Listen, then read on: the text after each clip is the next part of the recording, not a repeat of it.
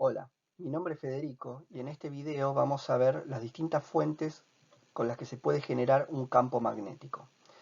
Para el caso del campo eléctrico ya sabemos que cualquier objeto cargado a su alrededor altera el espacio de manera tal que el campo eléctrico deja de ser cero y toma algún valor. Para el caso del campo magnético, si bien es un evento relacionado y la carga también está presente, es necesario que esa carga se encuentre en movimiento para que el campo magnético tome un valor distinto de cero. Entonces nosotros vamos a ver casos en los que el campo magnético está creado por una carga en movimiento y casos también que llamamos magnetismo natural, donde el campo magnético está creado por un imán permanente o inducido.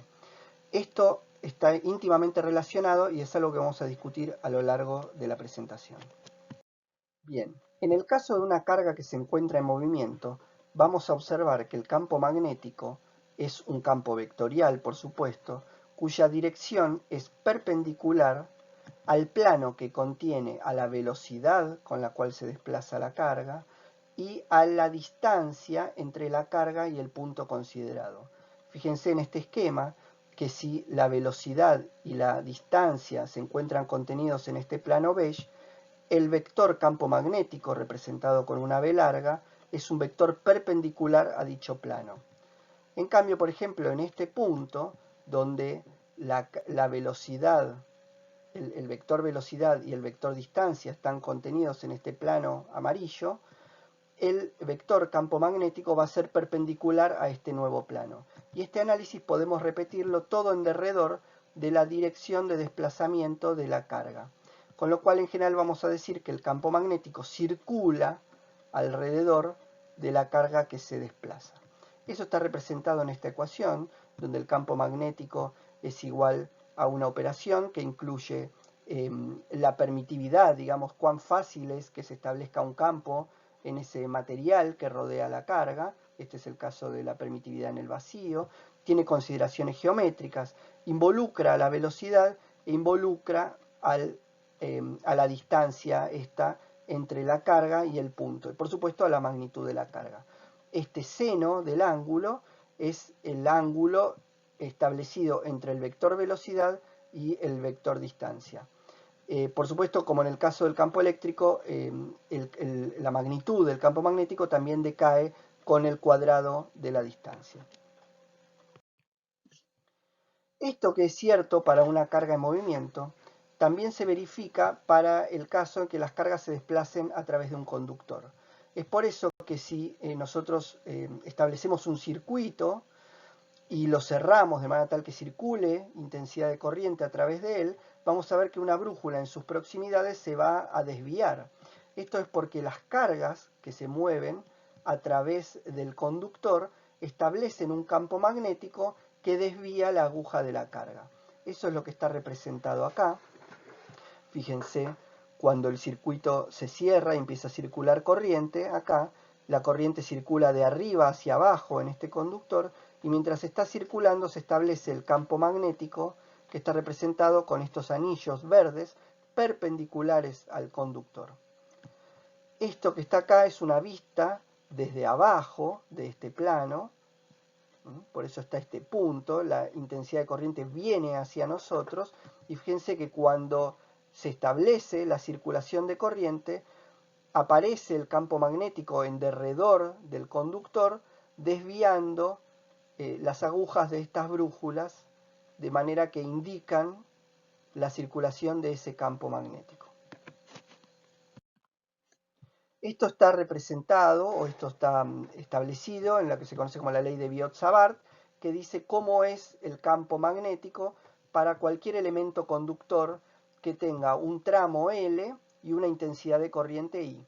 Por supuesto, el campo magnético va a depender de la intensidad de corriente que circule por el conductor, porque esa intensidad es de alguna manera representativa de la cantidad de cargas que se están desplazando a través del conductor. Depende de la cantidad de conductor que estemos considerando. Claro, un cable o un conductor más largo tiene más cargas en movimiento, con lo cual el campo magnético que establece es mayor también. Y de nuevo decae con el cuadrado de la distancia, como geométricamente como en cualquier campo. La integral de esta ecuación es la que va a indicar la magnitud del campo magnético alrededor, que circula alrededor de un conductor de corriente, para cualquier geometría considerada. Para el caso de un conductor rectilíneo, esa integral se resuelve y queda de esta manera, donde decimos el campo magnético depende de la intensidad de corriente y decae linealmente con la distancia en relación al conductor. Ese campo alrededor del conductor decimos que es perpendicular a la intensidad de corriente, y su sentido de circulación puede establecerse con lo que se conoce como la regla de la mano derecha, que está representada en este esquema.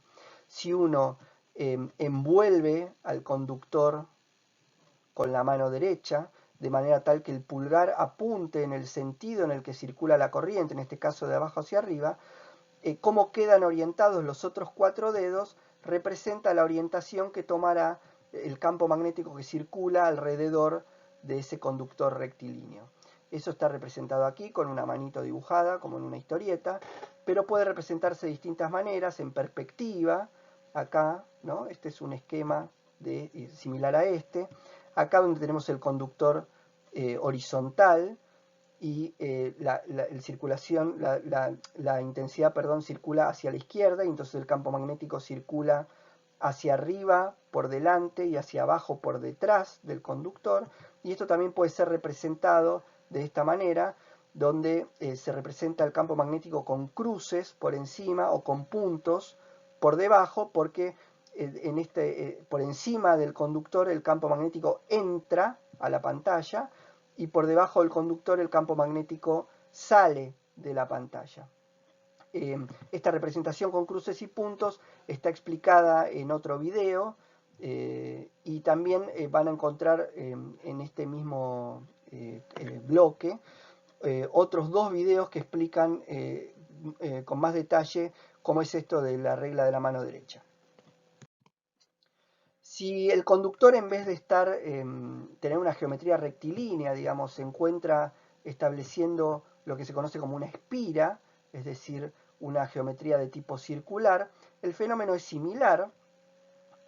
Cuando circula corriente por ese elemento circular, utilizando la regla de la mano derecha, uno puede conocer cómo va a ser el campo magnético, y ustedes, si hacen el ejercicio, por ejemplo en este esquema, van a ver que poniendo el pulgar paralelo a este sentido de circulación, los dedos suben, digamos así, por dentro de la espira y salen por fuera de la espira, hacia abajo, de manera tal que las líneas de campo ingresan de abajo hacia arriba por dentro de la espira y salen para completarse. Recuerden que siempre las líneas de campo magnético son cerradas, se completan hacia abajo por fuera. Eso es lo mismo que está representado acá, con una perspectiva también, ¿no?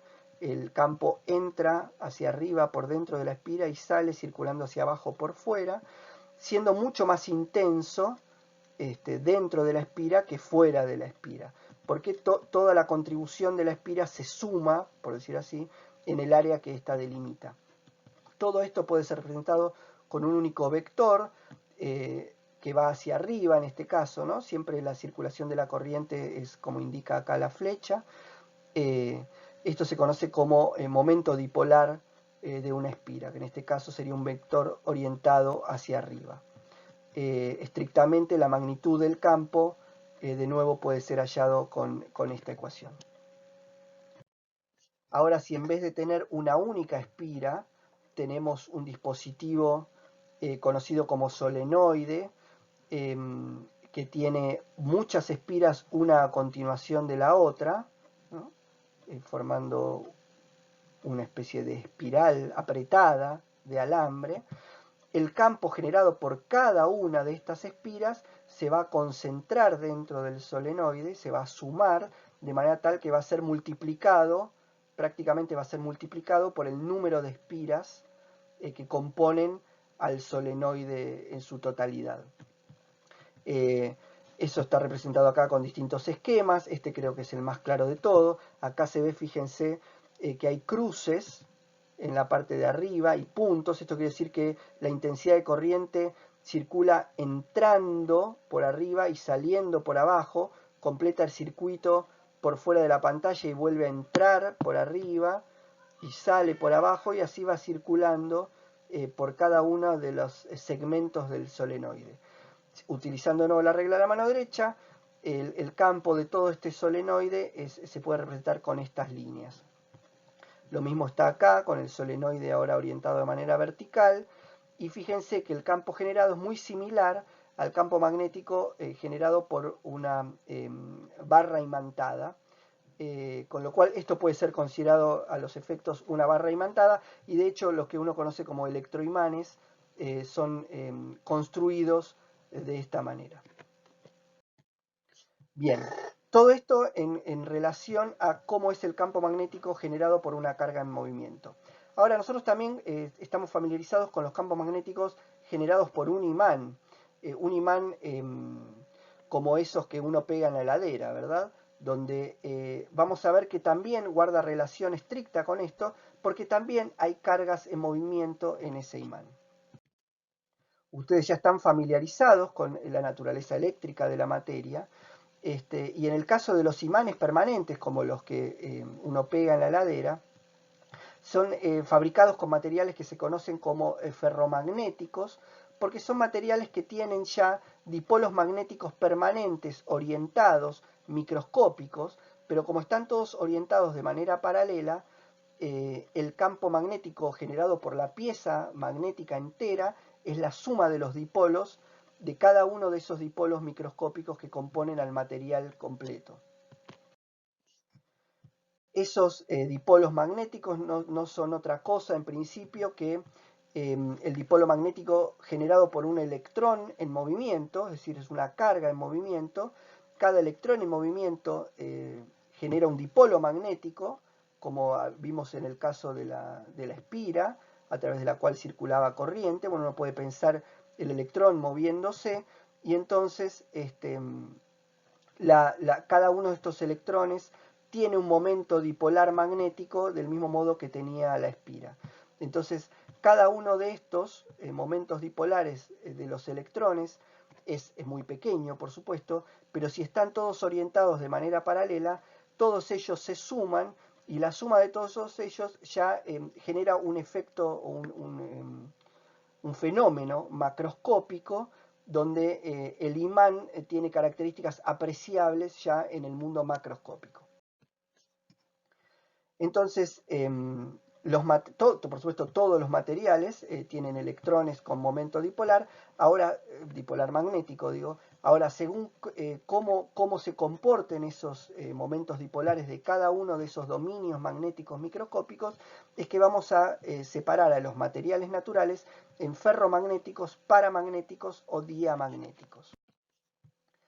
Los materiales ferromagnéticos son materiales cuyos dipolos magnéticos en presencia de un campo magnético externo se orientan todos de manera paralela, y cuando ese campo magnético externo desaparece, conservan la orientación, conservando entonces sus propiedades magnéticas. Esto es el imán con el que uno juega, el que uno pega en la heladera, esas herraduras pintadas de rojo y azul, con las que uno puede hacer experiencias. Los imanes que uno conoce están formados por materiales ferromagnéticos porque, repito, todos los dipolos microscópicos están orientados paralelamente, de manera tal que los momentos dipolares microscópicos de cada uno de ellos se suman formando un momento magnético macroscópico que tiene efectos macroscópicos, valga la redundancia. Típicos materiales ferromagnéticos son, por supuesto, el hierro, de ahí su nombre, y otros metales como el cobalto, el níquel, o aleaciones como los aceros. Distintos son los materiales paramagnéticos, cuyos momentos magnéticos también se orientan en presencia de un campo magnético externo, pero cuando ese campo magnético externo desaparece, vuelven a desorientarse al azar, de manera tal que los momentos magnéticos de cada uno de estos dominios se cancelan entre sí y el material en su totalidad pierde las propiedades magnéticas.